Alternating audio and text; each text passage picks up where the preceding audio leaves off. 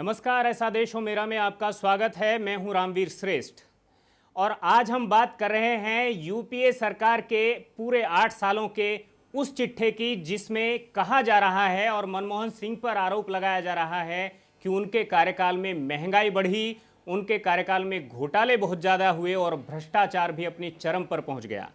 लेकिन प्रधानमंत्री मनमोहन सिंह पर जितने भी आरोप हैं, उन आरोपों से उनको बरी करने वाला अगर कोई एक आदमी हिंदुस्तान में है तो बजरंग मुनि, जो इस देश में एक मौलिक चिंतक माने जाते हैं, वो उन्हें उनके सभी आरोपों से एक तरह से बरी करते हैं। मुनि जी, आपका स्वागत है A to Z न्यूज़ के स्टूडियो में। और सबसे पहला यही सवाल कि एक ऐसे प्रधानमंत्री को जिसको उस पार्टी के लोग भी एक तरह से कमजोर प्रधानमंत्री कहते हैं और कहते हैं कि उनके कारण से देश में जो विकास दर है देश की, वो कहीं ना कहीं इतनी नीचे पहुंच गई कि अपने 9 साल के सबसे निचले स्तर पर पहुंच गई। कुल मिलाकर आज विकास दर है 5.3% के आसपास, जबकि यही विकास दर कभी 9 तक भी 8.5 9 तक भी फ्लक्चुएट कर रही थी। क्या कहेंगे मनमोहन सिंह जी के? जो बात आप कह रहे हैं वह बात सही है। बिल्कुल कि विकास दर 9% तक चली गई थी। बिल्कुल। आपको यह भी जानना होगा कि विकास दर 9% तक चली गई थी जब मनमोहन सिंह जी की अर्थनीति को सोनिया गांधी का समर्थन प्राप्त था। बिल्कुल। आर्थिक निर्णय लेने की स्वतंत्रता थी। बिल्कुल। जब 2009 यूपीए 2 जब शुरू हुआ तो उस समय तक ऐसा माना जा रहा था कि बिल्कुल सफल प्रधानमंत्री है मनमोहन सिंह जी, ऐसा माना जा रहा था। तो क्या अभी मनमोहन सिंह दबाव में काम कर रहे हैं? नहीं, मनमोहन सिंह दबाव में काम नहीं कर रहे हैं, बल्कि उनकी अर्थनीति को असफल किया जा रहा है राहुल गांधी को बिठाने के लिए। सोनिया जी ने यह प्रयत्न किया। कैसे कैसे जी, सोनिया जी ने यह प्रयत्न किया कि यूपीए 2 के कार्यकाल में अगर अर्थनीति फेल हो जाए, यानी एक तरफ आप कह रहे हैं कि मनमोहन सिंह की अर्थनीति फेल हो रही है और दूसरी तरफ आप कह रहे हैं कि Manmohan Singh is the most successful prime minister of India. हाँ, तो मनमोहन दोनों बातें एक साथ कैसे चलेंगी? दोनों बातें एक साथ इसलिए हैं कि मनमोहन सिंह की अर्थनीति को 2009 के बाद इसमें घुसी राजनीति। मनमोहन सिंह 2009 तक तो अर्थनीति पर काम कर रहे थे, तो अर्थनीति को जब राजनीति का झटका लगा। ये झटका कौन दे रहा है? ये झटका दिया सोनिया गांधी ने, विशेष करके सोनिया गांधी ने मनमोहन सिंह को असफल सिद्ध करने के लिए। मनमोहन सिंह सोनिया गांधी के सबसे प्रिय पात्र रहे हैं। उन्होंने सबसे प्रिय पात्र थे, अब नहीं, आज भी हैं, बिल्कुल, राहुल गांधी के अतिरिक्त। लेकिन पुत्र प्रेम जो है वो मित्र प्रेम से बड़ा है। उनको ले गया। अब सोनिया गांधी को यह समझ में आया, पिछले 2-3 महीनों से यह समझ में आया कि कहीं यदि मनमोहन सिंह असफल हो गए आर्थिक मामलों में, तो न मनमोहन सिंह रहेंगे न कांग्रेस रहेगी। तो फिर कौन रहेगा? तो अब सोनिया गांधी को समझ में आ गया कि कहीं ऐसा न हो कि विपक्ष हावी हो जाए। तब अभी सोनिया गांधी ने राहुल गांधी को किनारे करके और फिर से अर्थनीति को पटरी पर लाने के लिए मनमोहन सिंह का समर्थन शुरू किया है। मुख्य बात यह है कि अर्थनीति कहाँ कहाँ फेल हुई। बिल्कुल, मुख्य बात तो यही है जी जी कि पहला तो यह है कि आपका जो कहना है, आपका ये कहना है कि जो विकास दर 9% थी वो 5.3% तक क्यों आ गई? हाँ, और फिर भी उस प्रधानमंत्री को आप सबसे ज्यादा सफल प्रधानमंत्री तो 9% की विकास दर 5% तक क्यों आ गई, इसका उत्तर तो उन लोगों से लिया जाना चाहिए जिन लोगों ने पिछले 2 वर्षों से मनमोहन सिंह की अर्थनीति को संसद में पारित नहीं होने दिया। बिल्कुल बिल्कुल। FDI माने आप कह रहे हैं कि मनमोहन सिंह की कुल मिलाकर नाकेबंदी कर रखी है। नाकाबंदी की गई, FDI रोक दिया गया। बिल्कुल। पेट्रोल डीजल की मूल्य वृद्धि FDI रोक सोनिया दी गांधी गई। ने तो नहीं रोका, FDI तो बीजेपी ने रोका या राजग ने रोका या जिसने भी रोका, बिल्कुल, FDI मनमोहन सिंह को रोका गया। बिल्कुल, मनमोहन सिंह को रोका गया। 2009 के पहले जब संसद में कम बहुमत था कांग्रेस पार्टी का, तब तो सारे प्रस्ताव पास हो रहे थे बिना रोक टोक के। क्या कारण है कि विपक्ष मनमोहन सिंह के ऊपर ज्यादा माने आरोप लगाता है, सोनिया पर तो नहीं लगाता है। यानी वो देश के प्रधानमंत्री हैं, जिम्मेदारी मनमोहन सिंह की बनती है ना कि सोनिया गांधी की। तो अगर मनमोहन सिंह की जिम्मेदारी बनती है तो संसद में प्रस्ताव पारित करना किसकी जिम्मेदारी बनती है? तो वो भी सारी मनमोहन सिंह की जिम्मेदारी। कि कांग्रेस पार्टी के लोग, अब जयराम रमेश, एक कल्पना करिए, तो जयराम रमेश जब पर्यावरण मंत्री थे तो जयराम रमेश एक भी विकास के कार्य को पास नहीं होने देते थे, सबको रोक करके रखते थे। वो पर्यावरण से प्रेम करते हैं शायद इसलिए। तो वो पर्यावरण प्रेम से प्रेम करते थे। तो अब जब वो ग्रामीण विकास मंत्री बने हैं तब कहाँ चला गया उनका पर्यावरण प्रेम? अब तो उनकी सारी नीतियां पास हो रही हैं। तो प्रश्न ये उठता है कि जब कुछ लोग, विपक्ष तो अपने स्वार्थ में लगा हुआ है कि कब मनमोहन सिंह फेल हो कि कुर्सी चाहे अडवाणी जी के पास आवे, चाहे मोदी जी के पास आवे, चाहे किसी के पास आवे, मनमोहन सिंह फेल हो जाए। मुद्दे की बात अर्थनीति की है, मनमोहन सिंह की अर्थनीति की है। और मैं आपको कुछ आंकड़े जो मेरे पास हैं, मैं मुनि जी 1955 की बात, आज क्या है महंगाई की, सोना किस भाव है, पेट्रोल किस भाव है, सब जानते हैं। लेकिन आज की पीढ़ी ये हैरत में पड़ जाएगी ये सुन करके कि 1955 में सोना जो है उसकी कीमत 100 रुपया थी, और वो भी 10 ग्राम की नहीं बल्कि 11.66 ग्राम की। चांदी की कीमत केवल 1 रुपया थी, और वो भी 1 तोला जिसको कहते हैं, यानी 10 ग्राम से ज्यादा। बिल्कुल ठीक है। हाँ, यहां पर कुछ और चीजें हैं। अगर हम देखें, पेट्रोल 1956 में ये 58 पैसे में 1 लीटर मिल रहा था, आज उसकी कहां तक, वो कितना गुना वो बढ़ा है हम देख सकते हैं। डीजल जो है वो 31 पैसे में 1 लीटर मिल रहा था, आज उसकी हालत क्या है हम देख सकते हैं।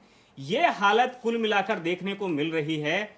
और सबसे बड़ी बात ये कि जिस पर सबसे ज्यादा हो हल्ला मचा हुआ है वो है डॉलर।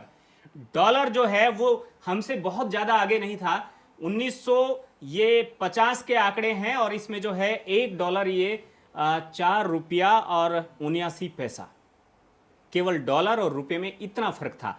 आज ये 57, 58, 60 के आसपास जाने। यह बात बिल्कुल सही है जो आप कह रहे हैं, जो आपने आंकड़े दिए वो सही है, और ये आंकड़े ही ये प्रमाणित करते हैं जो आपने दिए हैं जी। यही आंकड़े प्रमाणित करते हैं कि है। मनमोहन सिंह पूर्ण सफल हैं।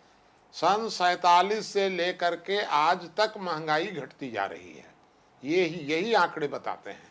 है नहीं, जब कोई वस्तु, जब किसी वस्तु की कीमत बढ़ती है तो आप उसको महंगाई का बढ़ना कहेंगे या घटना कहेंगे? नहीं, जब किसी वस्तु का मूल्य बढ़ता है तो वह वस्तु महंगी हुई, न कि महंगाई बढ़ी। महंगाई जो है या सारी इधर से पकड़े या इधर से पकड़े? नहीं, महंगाई जो शब्द है वो इन सारी वस्तुओं का औसत होता है जी।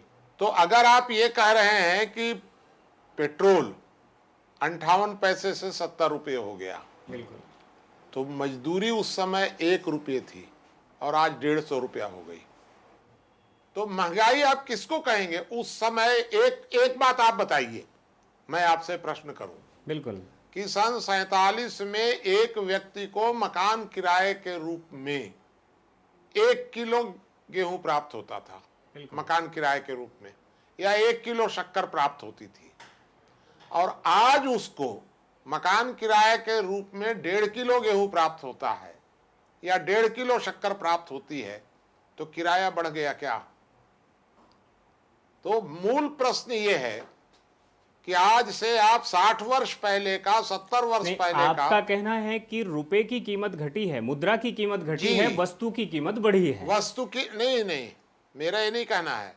मेरा यह कहना है कि कुल मिलाकर रुपये की कीमत घटी है। रुपया अपनी जगह से गया। हाँ, मैं भी वही कह रहा हूं। हाँ, रुपया अपनी जगह से गया। बिल्कुल। सोना, चांदी, जमीन, बिल्कुल, ये 3 चीजें महंगी हुई है, ये मैं मानता हूं, खूब जोर से महंगी हुई है, क्योंकि जब लोगों की क्रय शक्ति बढ़ी। यहाँ तो आलू, टमाटर, गोभी, गाजर, ये सब भी आलू, टमाटर, गोभी, गाजर सब सस्ता हो गया भाई। क्योंकि आपको ये मालूम होना चाहिए कि सन 47 में 1 रुपये का जो मूल्य था, उस समय रुपया कौन चीज का था? चांदी का। बिल्कुल था ना? क्या आप चाहते हैं कि चांदी के रुपया के बराबर आज आपको आलू मिले? यानी 600 रुपये में 1 किलो। 600 रुपया में मिले आपको आलू, तो अगर आप ये चाहते हैं तो गलत है। नहीं, वो तो फिर तो 600 में भी नहीं आएगा वो तो फिर तो बहुत ज्यादा, तो फिर आप आलू आलू कहाँ रखेंगे? अच्छा, और फिर बेचारा किसान कहाँ जाएगा?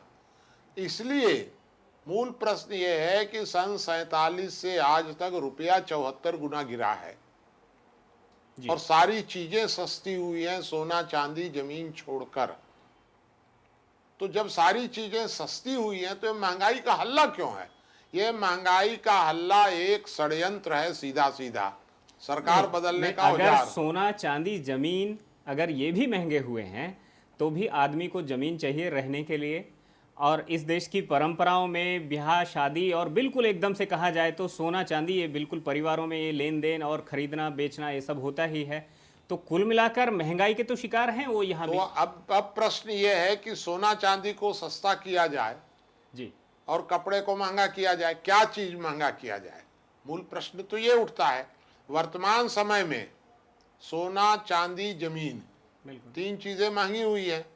अनाज सस्ता हुआ है, कपड़ा सस्ता हुआ है, इलेक्ट्रॉनिक्स गुड्स सारे सस्ते हुए हैं।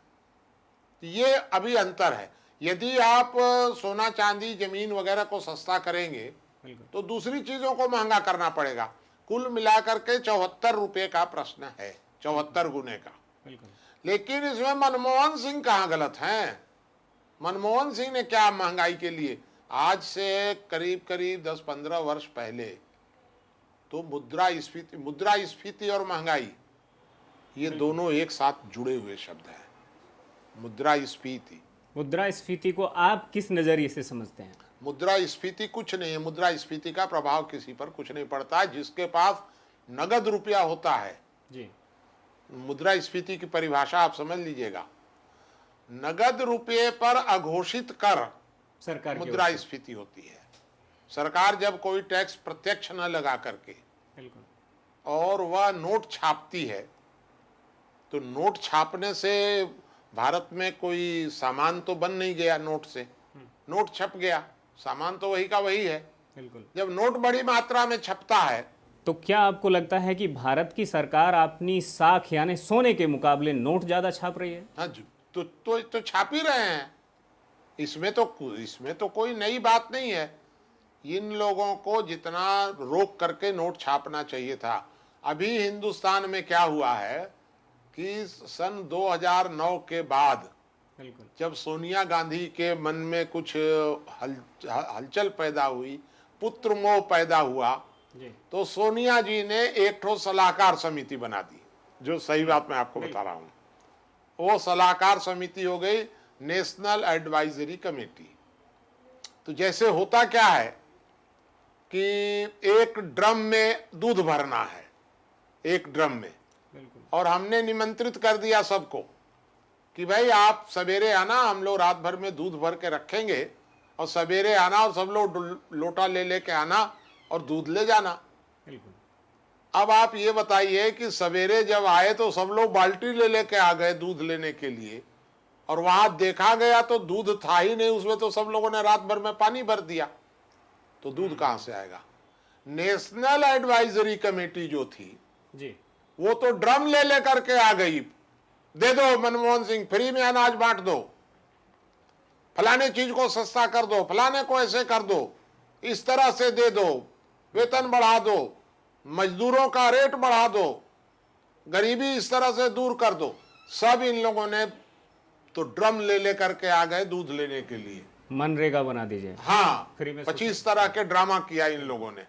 और जब दूध भरने की बारी आई कि भाई रात को दूध डालना है, तो सारे लोगों ने पानी डाल दिया, रोक दो। तो आप ऐसी सरकार को ज्यादा बेहतर सरकार मानेंगे जो अपने सारे खजाने को लेकर बैठी रहे और कहे मैं बहुत अमीर सरकार हूं? नहीं, मैं ये मानने के लिए तैयार नहीं हूं, लेकिन क्या आप ऐसी सरकार को अच्छी सरकार कहेंगे कि जो खाली बांटना ही जानती है और नोट छापती रहे और रुपया बांटती रहे, टैक्स न लगावे, पेट्रोल का दाम न बढ़ावे, डीजल का दाम न बढ़ावे? टैक्स पेट्रोल और डीजल पर उतना टैक्स है जितना कुल मिलाकर उसकी कीमत है। नहीं है। मेरा ये कहना है कि जब तक पेट्रोल और डीजल को श्रम की तुलना में नहीं लाया जाएगा, नहीं, आप पेट्रोल और डीजल की कीमत माने अव्यावहारिक तरीके से क्यों बढ़ाना चाहते हैं? मैं अव्यावहारिक तरीके से नहीं बढ़ाना चाहता हूं, मैं तो ये चाहता हूं कि पेट्रोल डीजल श्रम का कंपटीटर है।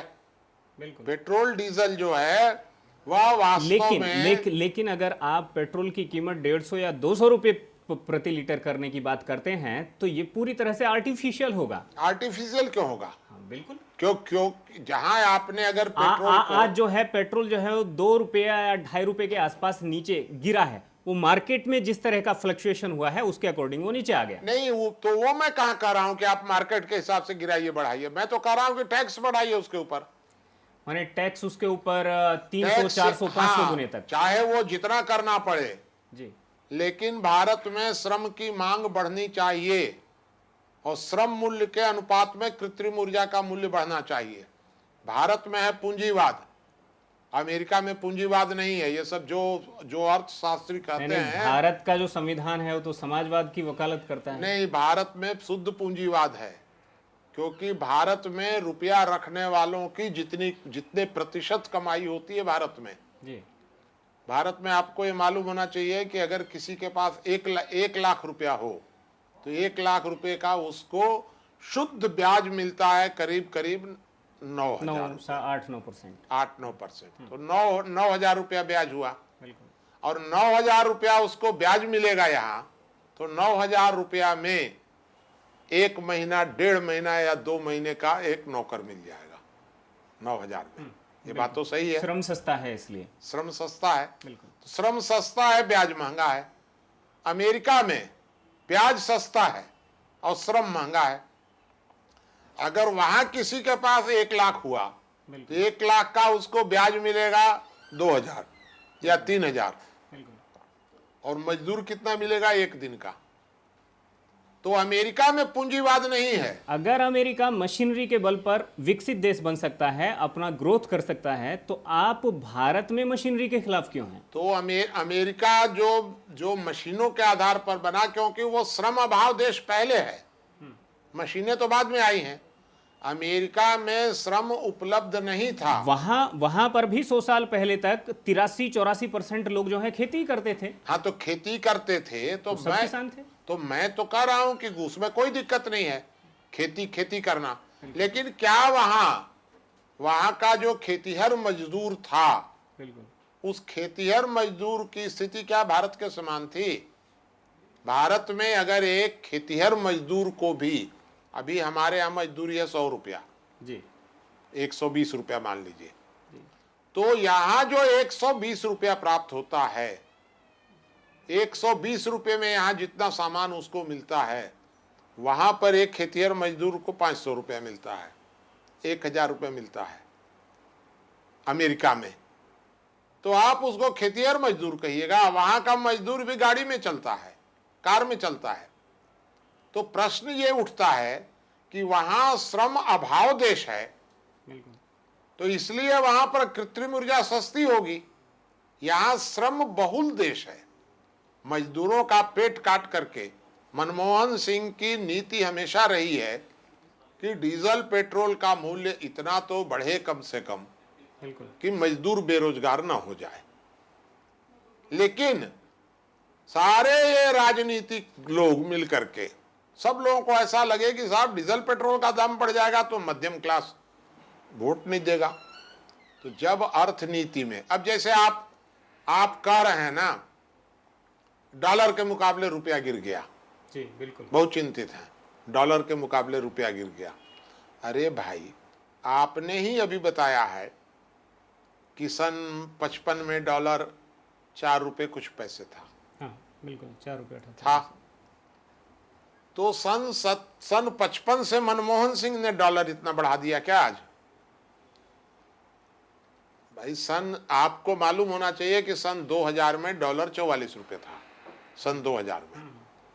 तो जितनी मुद्रास्फीति बढ़ेगी, मुद्रास्फीति जितनी बढ़ेगी उतना तो डॉलर फिर से संशोधित होगा।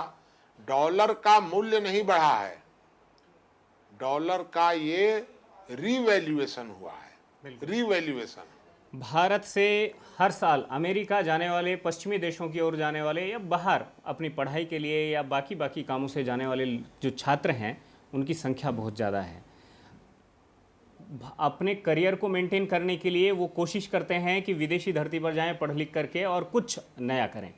लेकिन ये डॉलर का रेट, जो रुपये का जो रेट है वो गिरने के कारण से आज उनका विदेश की ओर जाने का जो सपना है वो एक तरह से टूटता नजर आ रहा है। नहीं तो क्या करें, ये जो डॉलर है, जब आपकी भारत में मुद्रास्फीति बढ़ेगी, नोट आप छापेंगे तो भारत में मुद्रास्फीति बढ़ेगी तो डॉलर पर प्रभाव होगा कि नहीं?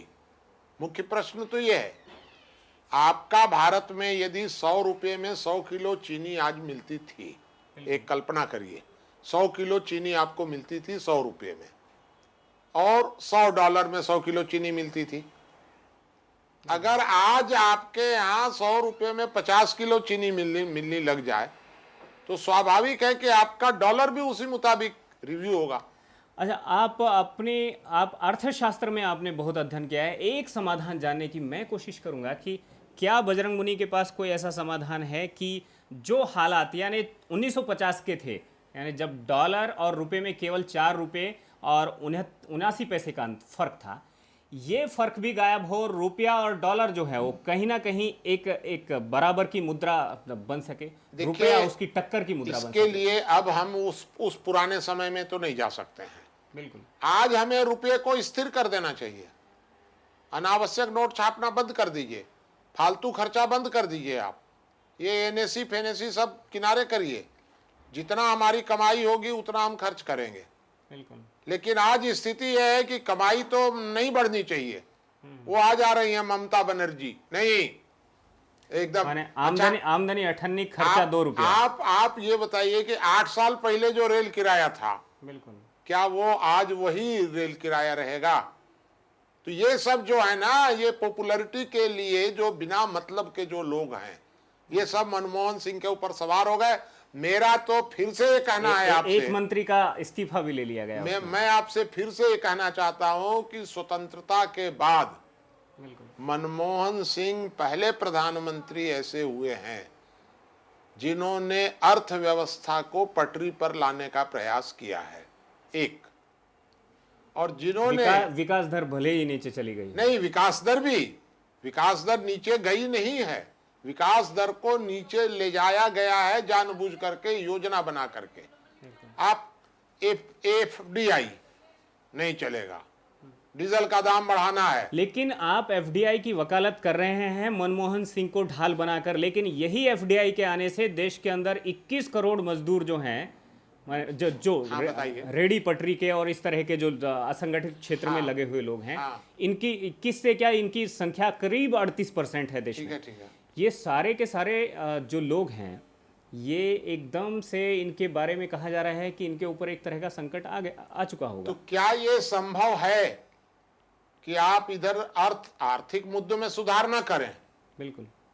और जो गेहूं 5 रुपए किलो था, 6 रुपए किलो था, वो आप 2 रुपए में दें? क्या ये संभव है कि अगर ये सड़क पर आ गए, फिर आप उधर से भी मत करिए ना। क्या ऐसा संभव है क्या कि कमाई 98 और खर्चा 1.5? बिल्कुल। तो ये ऐसा चल नहीं सकता है। आप एक तरफ से सोचना पड़ेगा हम लोगों को कि यदि हम